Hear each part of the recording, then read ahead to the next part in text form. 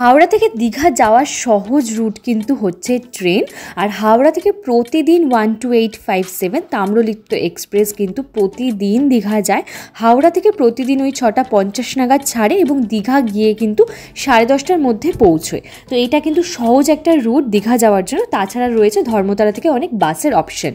পশ্চিমবঙ্গের সবচেয়ে জনপ্রিয় সমুদ্র সৈকত হলো দীঘা। কথাতেই আছে বাঙালির ঘোরার 3টে জায়গা হলো দীপুদা, অর্থাৎ দীঘা, পুরী আর দার্জিলিং। দীঘা এমন একটি সমুদ্র সৈকত যা বাঙালির কাছে কখনো পুরনো হয় না। যতই নতুন নতুন সমুদ্র সৈকত যেমন তাজপুর বা মন্দারমণি তৈরি হোক, দীঘা বাঙালির তালিকায় থেকেই যাবে।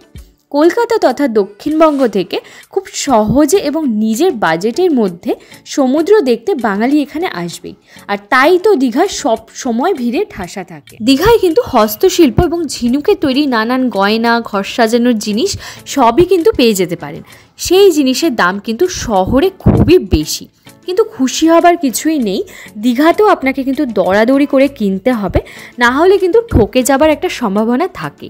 কেনাকাটা করার সব থেকে ভালো জায়গা হলো ওল্ড দীঘা। তবে নিউ দীঘার যে বিচ মার্কেটটা রয়েছে সেটাও কিন্তু কম যায় না। কয়েকদিন ধরে, বেশ কয়েক বছর ধরেই কিন্তু এই যে নিউ দীঘার যে বিচ মার্কেট, এটাও কিন্তু খুব সুন্দর করে সাজানো হয়েছে। এখানেও কিন্তু পাওয়া যায় অনেক ধরনের ঝিনুক এবং মুক্তোর জিনিস এবং ঘর সাজানোর জিনিস তো সাথে সাথে রয়েছেই। ঘুরতে এসে প্রিয়জন বা পরিবারের জন্য এখান থেকে কিন্তু যা কিছু আপনারা নিয়ে যেতেই পারেন। ওল্ড দীঘায় রয়েছে কতগুলো ছোট ছোট বাজার, রয়েছে বটতলা বাজার, খনিকা মার্কেট, নেহেরু মার্কেট এবং আরও কয়েকটি ছোট ছোট বাজার কিন্তু ওল্ড দীঘায় রয়েছে। এছাড়া এখানে পাবেন কাজু বাদাম, কিন্তু দামের দিক থেকে খুব একটা কম নয়। এবার আসুন একটু মুক্ত জ্ঞান দিই, মানে মুক্ত কেনা নিয়ে জ্ঞান।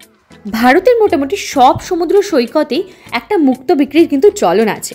দীঘাও এর ব্যতিক্রম নয়। তবে সাবধান, মুক্ত কেনার আগে ভালো করে দেখে নেবেন এবং পরখ করে নেবেন আসল কিনা।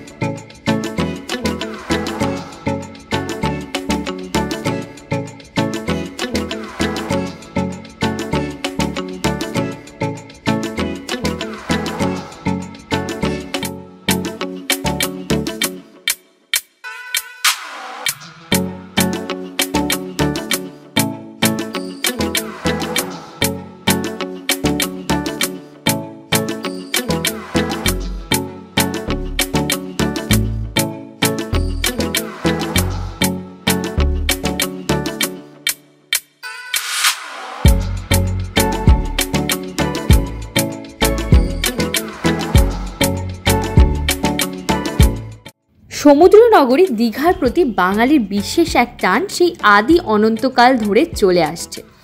একটু ফাঁক ফোকর পেলেই ভ্রমণ রসিক বাঙালির একটি বড় অংশ দীঘায় ছোটেন। তবে দীঘাতেই রয়েছে চিত্তাকর্ষক আরও একটি জায়গা।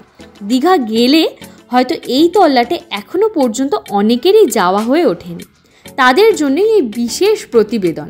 এবার থেকে দীঘা গেলে এই অনন্য সুন্দর প্রান্তে বেড়াতে যেতে ভুলবেন না। অপূর্ব এই এলাকা যেন দীঘার নতুন আবিষ্কার। দীঘার এই নতুন আবিষ্কার একদম নিউ দীঘার পাশেই, নিউ দীঘার বিচের সামনেই ঢেউসাগর পার্ক।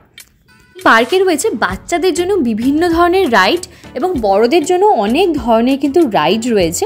তাছাড়া রয়েছে অনেকগুলো ফুড স্টল এবং খাওয়া দাওয়ার জন্য ব্যবস্থা, এবং পার্কটা কিন্তু খুব সুন্দর করে সাজানো রয়েছে। রাতের বেলা দীঘা ঘুরতে এসে এই পার্কটাতে কিছুক্ষণ সময় কিন্তু কিভাবে কেটে যাবে সেটা ধরতেই পারবেন না। আর এই পার্কের প্রবেশ মূল্য কিন্তু মাত্র 10 টাকা। আর নিউ দীঘা বিচের একদম লাগোয়া কিন্তু এই পার্কটি খুব সুন্দর করে সাজানো হয়েছে।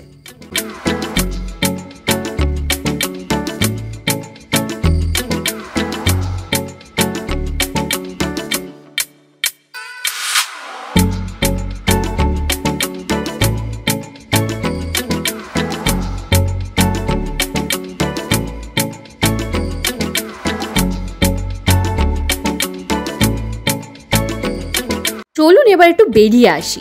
দীঘা থেকে মাত্র 3 কিলোমিটার দূরে উড়িষ্যার সীমান্ত লাগোয়া উদয়পুর সৈকত। নিউ দীঘা এবং তালসারির মাঝখানে এর অবস্থান। মাইলের পর মাইল বিস্তৃত বেলাভূমি। ভিড়ভাট্টা থেকে অনেক দূরে প্রাকৃতিক সৌন্দর্যে হারিয়ে যাবেন আপনিও। দূষণমুক্ত বাতাসে আপনার শহরে ক্লান্ত মন সতেজ হয়ে উঠবে। এখানকার সূর্যোদয় এবং সূর্যাস্তের দৃশ্য অনবদ্য। উদয়পুরকে ফটোগ্রাফারদের স্বর্গরাজ্য বলা যেতে পারে। বিশাল বিশাল ঝাউ গাছের সারি মুগ্ধ করবে আপনাকে। ছাতার নিচে বসে ঘন্টার পর ঘন্টা অনায়াসে কাটিয়ে দিতে পারবেন। নিউ দীঘা থেকে এই উদয়পুর বিচে আসার জন্যে আমাদের কিন্তু টোটো ভাড়া পড়েছিল 100 টাকা।